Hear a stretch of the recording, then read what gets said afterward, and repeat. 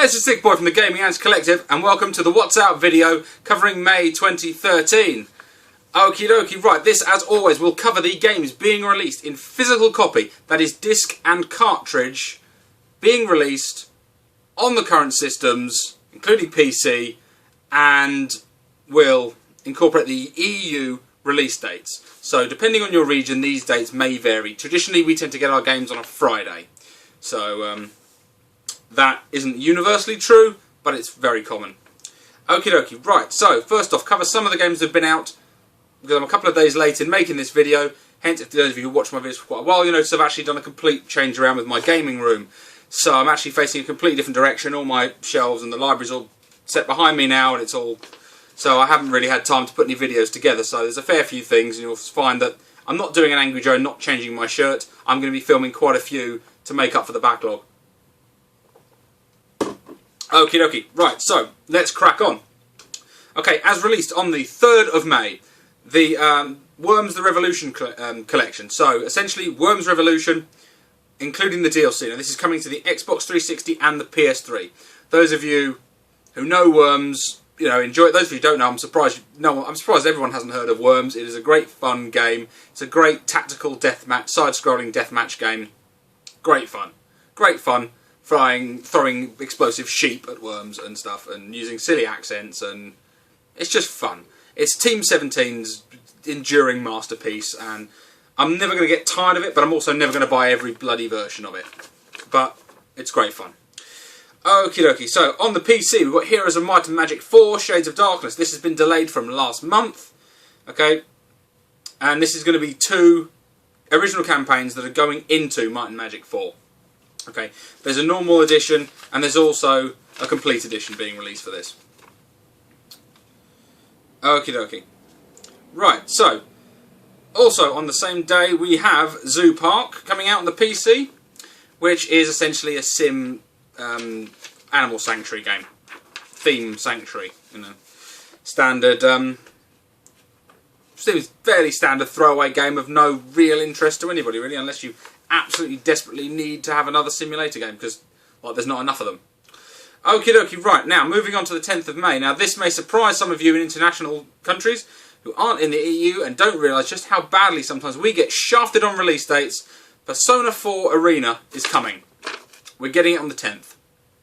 Now I've been looking forward to this because I'm not very good at them, but I do enjoy my 2D fighting games. I also enjoy Street Fighter. Maybe it's a classic, but I like, and I'm really started to take a, you know, really enjoy the pixel art 2D sprite and also the 3D rendered fighting games, but the 2D rather than the 2.5D fighting games. I just enjoy the hell out of them. I'm crap at them, but they're fun. I enjoy playing them, and I go online and I very rarely win a match. But hell, the people on there are outstandingly good, and I am piss weak. So either way, good fun, and I hopefully will be picking this game up because it's way too sodding late for us. I think it came out for the rest of the world last year. I think in Japan even before that. It's absolutely sodding ridiculous. Right, also, the disc release, I think that's on Xbox 360 and PS3. Also, on Xbox 360, PS3 and PC, the complete collection of The Walking Dead is being released. Those of you who have not played The Walking Dead and enjoy narrative-based game, essentially it's a point-and-click narrative-based game.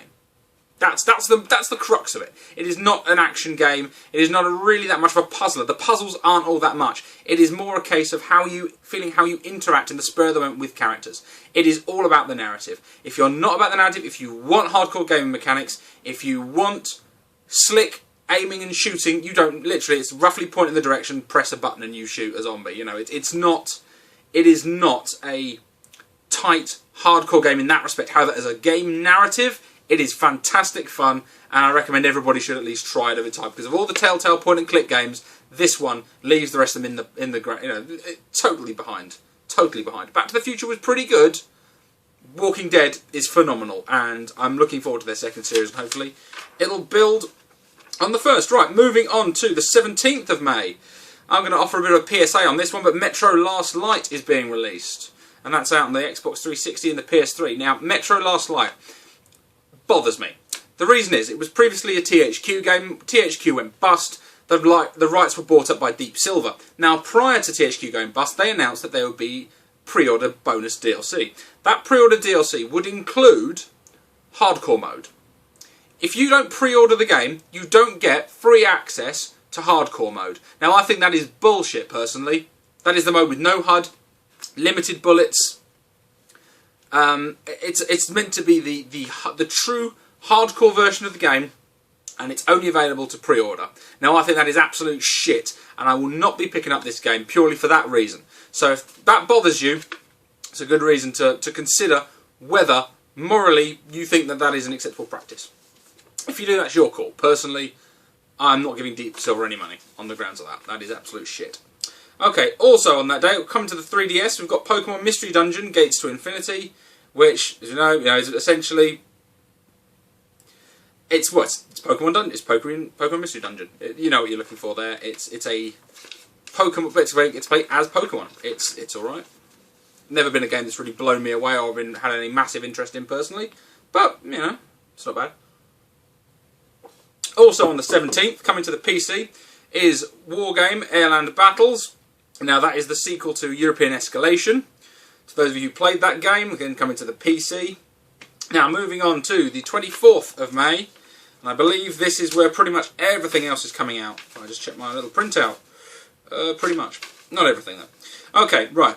Resident Evil Revelations is coming out on the 24th of May. That is coming to Xbox 360, the PS3, the PC and the Wii U. This is actually probably the first multi-plat release for the current available consoles. I don't think the Wii U has been on day one for any game. This is the first time they've been on day one, I think. So...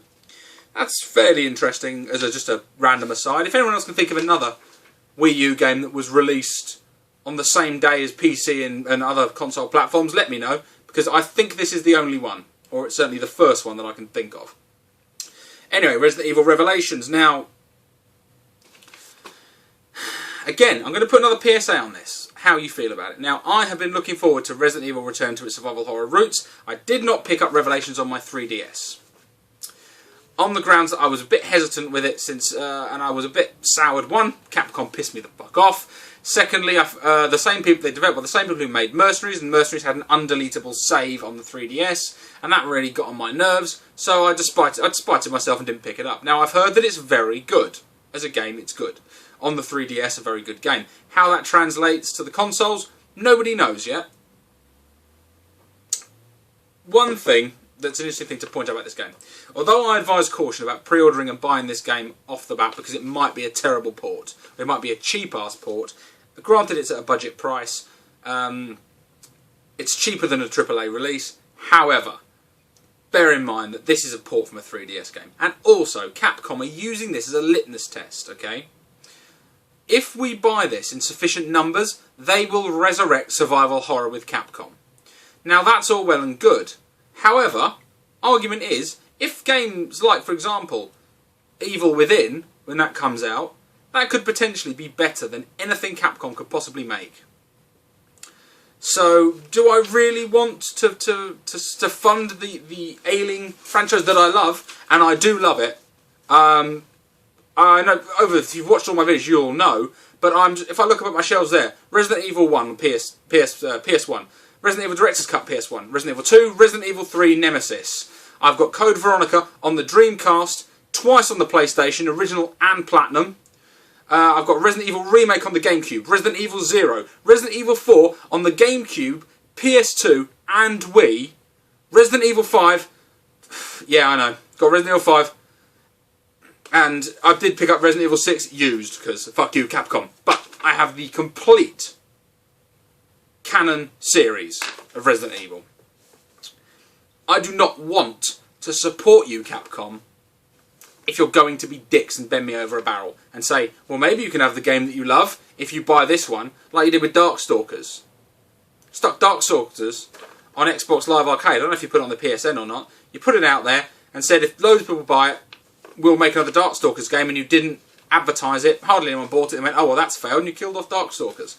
You people are dicks. You should be knowing what your market is going to go for. The market needs, right now, good horror. There is no good horror. A good horror game will clean up. That's why people have been flapping their jaws about the Evil Within. because Shinji Mikami, who created Resident Evil, is behind it, and if it is his masterpiece of his career, it's going to be a game to go down in, you know, who knows though, we've not seen anything of it really. We've seen a few still shots and a live action screenplay, but Capcom, you should see that the interest surrounding the Evil Within, just the concept of the Evil Within is making people excited. If you don't think that's enough of a reason to make a decent horror game, then you don't deserve my money, frankly. That's my personal view. However, that said, Revelations, good game. Okay, speaking of Wii U releases, while everybody else is getting the Gold Edition, I think the Game of the Year Edition is already out, Wii U are getting Sniper Elite V2, which is a pretty fun game, to be honest. It's pretty fun, but the mechanics get a bit tired after a while.